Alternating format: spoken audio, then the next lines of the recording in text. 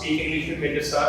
Guys, आज का एक सेशन बहुत इंपॉर्टेंट होने वाला है। इस सेशन में आज हम शुड का स्ट्रिंग ऑपरेशन करेंगे और आपको मैं ये बता दूं कि आपको आगे बढ़ने से पहले शुड एक मॉडल ऑक्सिलरी वर्ब है जिसको यूज करके हम अपनी रूटीन लाइफ में हजारों और लाखों सेंटेंसेस बोलते हैं।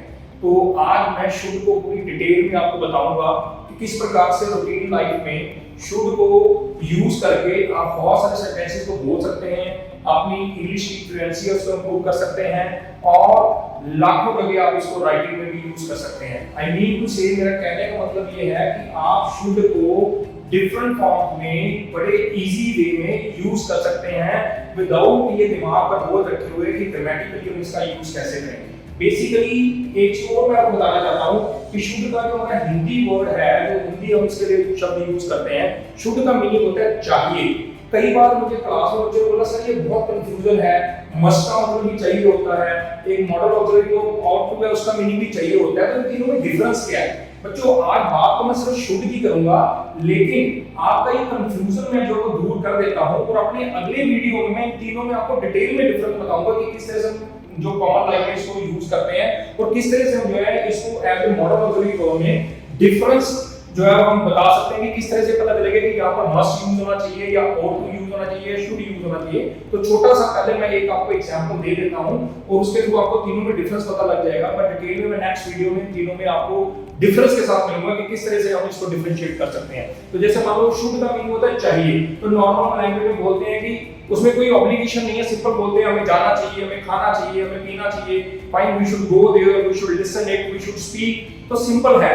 लेकिन अगर आप मस्ट यूज कर रहे हैं तो मस्ट का मतलब ये है कि अवश्य चाहिए, कि आपको करना ही चाहिए। जैसे आपको अपने माँ-बाप की आज्ञा का पालन करना चाहिए, मतलब उसमें कोई भी आपके पास ऑब्लिगेशन नहीं है, यू मस्ट ओबे योर पेरेंट्स, फाइन, हमें वहां अवश्य जाना चाहिए, वी मस्ट गो देयर, मतलब कोई ऑब्लिगेशन नहीं है, कोई वहां पे शादी है या कोई प्रॉब्लम है जिसको आपको सॉर्ट आउट करना है, आपको जाना ही है। इसलिए जब ought to की बात करता हूं तो ought to हम तब यूज करते हैं जब हम मॉरल्स की बात करते हैं, मोरालिटी की बात करते हैं कि जैसे मान लो एक लॉयर को अपने जो क्लाइंट है उसकी देखभाल करनी चाहिए, उसका ध्यान रखना चाहिए, तो पुलिस ऑफिसर को पब्लिक का जो ध्यान रखना है, तो उसमें ought to यूज करेंगे, वहां मॉरल्स की बात होती है। तो ये फर्क है तीनों में। बाकी डिटेल में मैं एक वीडियो बनाऊंगा आपके लिए, लेकिन आज हम बात करेंगे शुड की, मॉडल ऑक्सिलरी वर्ब की। तो एक एक करके चलता हूं। तो सिंपल अगर आप वर्ड यूज करते हैं शुड, तो शुड का हिंदी मीनिंग होता है बच्चों चाहिए।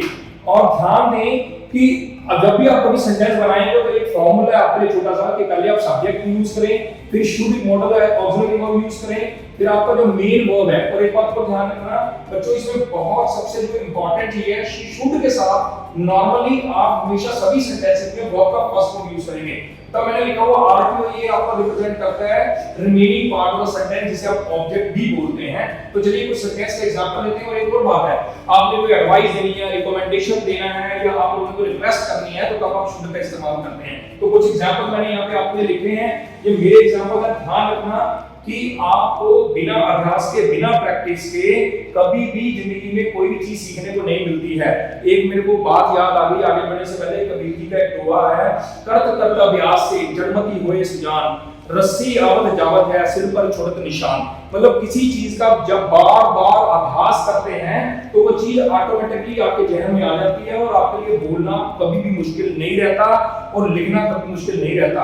अब सिर पर छोड़त निशान में क्या मतलब है कि बार बार वो चीज आपके दिमाग में चली जाएगी, आपका माइंड उसको ग्रैब कर लेगा और आपका डर खत्म हो जाएगा, क्योंकि डर कभी किसी चीज का सॉल्यूशन नहीं है। तो कॉन्फिडेंस के साथ हर चीज का अभ्यास कीजिए। तो जैसे मैंने यहाँ आपके लिए कुछ एग्जांपल डेवलप किए हैं आपको सिखाने के लिए, आप इन एग्जांपल्स के साथ और एग्जांपल लीजिएगा, कमेंट बॉक्स में मुझे लिखिएगा आपकी और क्या रिक्वायरमेंट है। डेफिनेटली आप इस मॉडल ऑक्सिलरी वर्ब के साथ हजारों सेंटेंसेस सिर्फ एक मॉडल ऑक्सिलरी वर्ब शुड को सीख के आप लाइफ में बोल सकते हैं और लिख सकते हैं। तो चलिए मैं आपको प्रैक्टिस कराता हूं। जैसे मतलब तुम्हें अब सो जाना चाहिए, अब सो जाना चाहिए मतलब आप किसी को जो है वो उसको सजेशन दे रहे हैं कि अभी तुम्हारे सोने का टाइम हो गया, तो तुम्हें अब सो जाना चाहिए, you should go to bed now, ठीक है। अब मान लो सपोज कोई बंदा सिगरेट बहुत ज्यादा पीता है तो आप उसको सिगरेट छोड़ने के लिए बोल रहे हैं, तो आप सजेशन दे रहे हैं, रिकमेंडेशन उसको दे रहे हैं कि आप सिगरेट मत पिए, आपके लिए खतरनाक है, तो तुम्हें धूम्रपान छोड़ देना चाहिए या तुम्हें सिगरेट पीना छोड़ देना चाहिए। You should quit smoking, you should quit smoking. इसलिए आपको आपको फास्ट फूड नहीं खाना चाहिए। बच्चे आजकल फास्ट फूड बहुत खाते हैं, तो पेरेंट्स उनको जो अक्सर जो है वो बोलते हैं, रिक्वेस्ट करते हैं, उनको एडवाइस देते हैं कि फास्ट फूड नहीं खाना चाहिए, सेहत के लिए खतरनाक है। तो आपको फास्ट फूड नहीं खाना चाहिए। You should stop eating fast food. तो हमने क्या देखा, मैंने नॉर्मल सिर्फ शुद्ध ऑक्सिलरी वर्ड जिसका हिंदी मीनिंग चाहिए होता है उसको पकड़ के कहीं एडवाइस दिया, कहीं रिकमेंडेशन की, कहीं रिक्वेस्ट किया, और मैं बहुत सारे सेंटेंस बोल सकता हूँ। ऐसे और बहुत सारे सेंटेंस है, तुम्हें अंग्रेजी सीखनी चाहिए, तुम्हें ढंग से लिखना चाहिए, तुम्हें वहां जाना चाहिए, हमें बोलने की कोशिश करनी चाहिए। तो समथिंग आप देख रहे हैं चाहिए वर्ड आपको दिख रहा है, तो उसके मतलब आप शुद्ध को जो है यूज करके आप सही सेंटेंसेस बना रहे हैं। फॉर्मल लैंग्वेज में सैर करनी चाहिए, तो there are so many sentences. अब इसी तरह मैंने आपको पहले बोला, जब हमने वीडियो का स्टार्ट किया तो मैं इसका पूरा स्ट्रिंग ऑपरेशन करूंगा। तो अगर मान लो शुड के साथ आपको शुड बी दिखता है, तो बी का अपना मीनिंग होता है होना, तो शुड बी का मीनिंग होगा होना चाहिए। जैसे मैं कहता हूं कि उसे बगीचे में होना चाहिए, he should be in the garden. Anita को घर पे होना चाहिए, Anita should be at home. उसका जहाज 1 मिनट में उतरना चाहिए, their plane should be landing in a minute.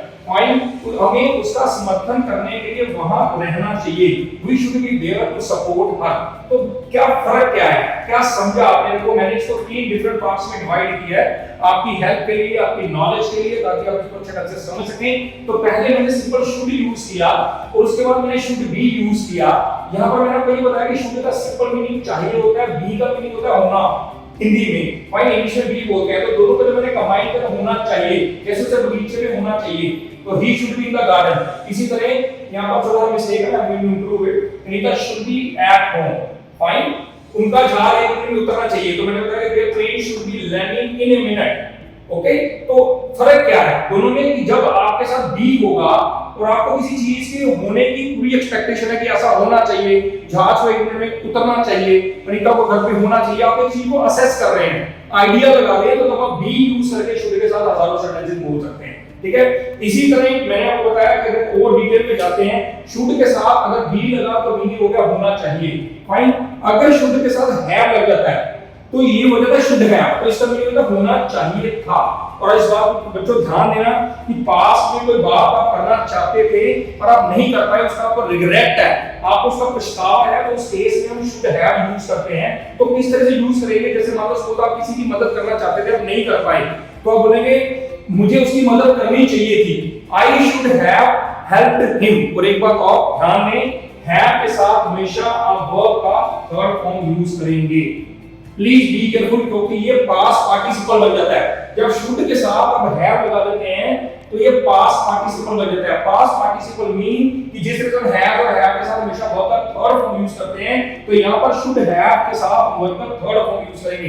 तो चलिए कुछ और एग्जांपल लेते हैं जिससे आपको और क्लैरिफाई हो जाएगा। जैसे हम तुम्हें सच बोलना चाहिए था, you should have spoken the truth.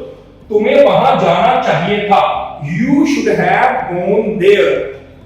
Radhika को अंग्रेजी सीखनी चाहिए थी, Radhika should have learn English. अब यहां पर देखो, मैंने आपको शुरू में बोला कि आपको पास्ट में कोई चीज होनी चाहिए थी पर आप नहीं कर पाए, और आज उसको रिग्रेट है। जैसे राधिका को इंग्लिश सीखनी चाहिए थी, आज उसकी उम्र निकल चुकी है तो उसने नहीं सीखी, तो उसको कोई बंदा बोल रहा है कि राधिका को अंग्रेजी सीखनी चाहिए थी क्योंकि उसकी जरूरत थी, लेकिन ये पास्ट की बात है। तो इसलिए मैंने यहाँ पे वर्ब का थर्ड फॉर्म यूज किया है, शुड के साथ हैव यूज किया है।